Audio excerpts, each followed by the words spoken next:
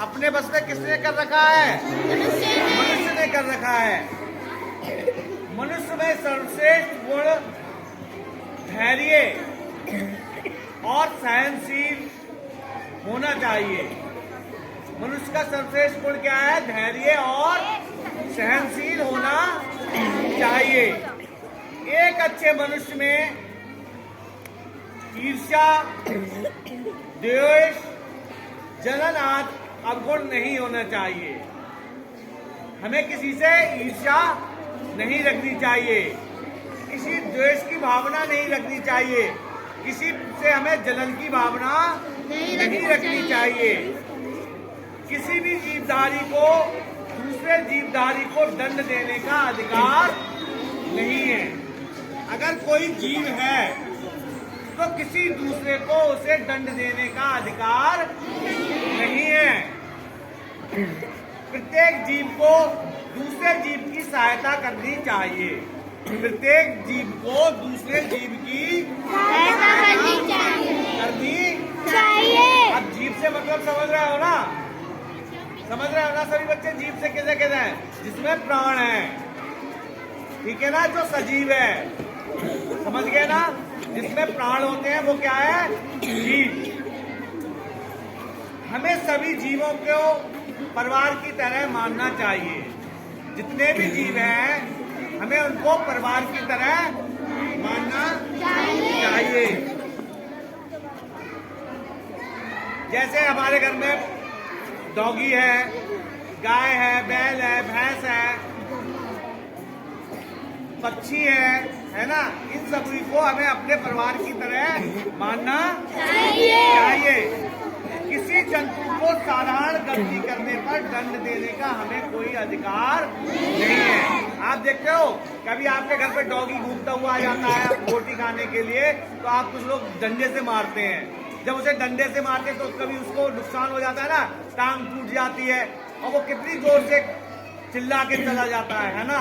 कोई डंडा मार दे तो दर्द होता है ना उसको भी। तो हमें किसी भी जीव को सताना नहीं चाहिए, मारना नहीं चाहिए, दंड देना नहीं चाहिए। दंड देना क्या है? पाप है। हमारे अंदर क्षमाशीलता का गुण परम आवश्यक है। हमारे अंदर कैसा गुण होना चाहिए? क्षमा करने का गुण होना चाहिए।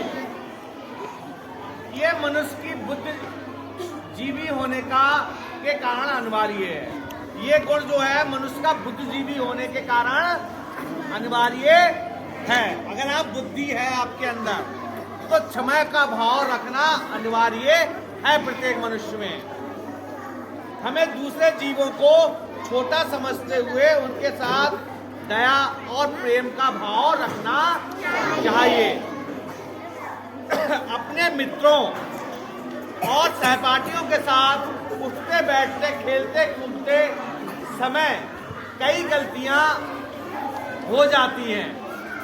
हमें उन गलतियों के लिए क्रोध नहीं करना चाहिए। कभी कभी हो जाती है ना, आप उठते बैठते कभी किसी से कोई डेस्क में से किताब गिर जाती है या पानी गिर जाता है किसी बच्चे को पीते समय, है ना? कभी लंच बॉक्स गिर जाता है तो आप लोग लड़ने लगते हो आपस में।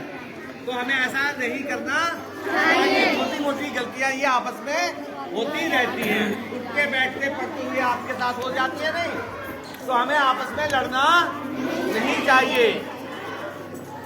इन सबको हमें प्रेम तथा सहनशीलता से निपटाना चाहिए। साधारण चोट लगने पर दूसरे बालकों को मारना पीटना या बदला लेने की भावना अनुचित है। अगर कोई साधारण सी बात हो जाती है तो आप लोग लड़ते हो, झगड़ते हो, बाहर निकल के स्कूल से निकलते ही कहने लगते हो कि आना निकलना बाहर, मैं तुझे देखूंगा बाहर। तो इस तरह की भावना किसी बच्चे के अंदर नहीं होना चाहिए। हमें आपस में प्रेम से रहना चाहिए, है ना? लड़ते हैं ना कई बच्चे, मैंने देखा है कि चलना निकलना बाहर, कई बच्चों में मैंने लड़ाई भी होती हुई देखी है। तो इस तरह की भावना हमें नहीं रखनी चाहिए।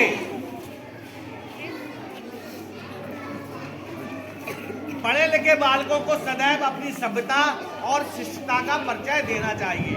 अब आप पढ़ रहे हो, आप स्कूल आ रहे हो ना, तो आप में और उन लड़ने झगड़ने वाले बच्चों में कोई डिफरेंस भी तो होना चाहिए कि आप भी अगर लड़ रहे हो पढ़ते हुए, है ना, तो कहेंगे कितने गंदे बच्चे हो, कैसे स्टूडेंट हो आप लोग, ये तो लड़ाई करते रहते हैं। फिर जो बच्चे आवारा टाइप के होते हैं उनमें और आप में कोई डिफरेंस नहीं रहता।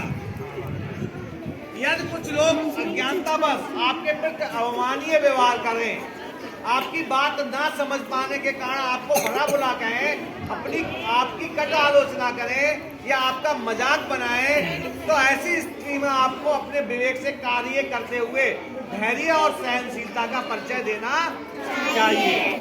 आज का प्रसंग भी है धैर्य और सहनशीलता। अगर आपको कोई भला कह रहा है, बुरा कह रहा है, तो एक बार आपको धैर्य रखें और सहनशील रहें। धैर्य तथा सहनशीलता की प्रेरणा हमें महात्मा गांधी से लेनी चाहिए। दक्षिण अफ्रीका में गांधी जी के साथ अनेक अमानुषिक व्यवहार किए गए।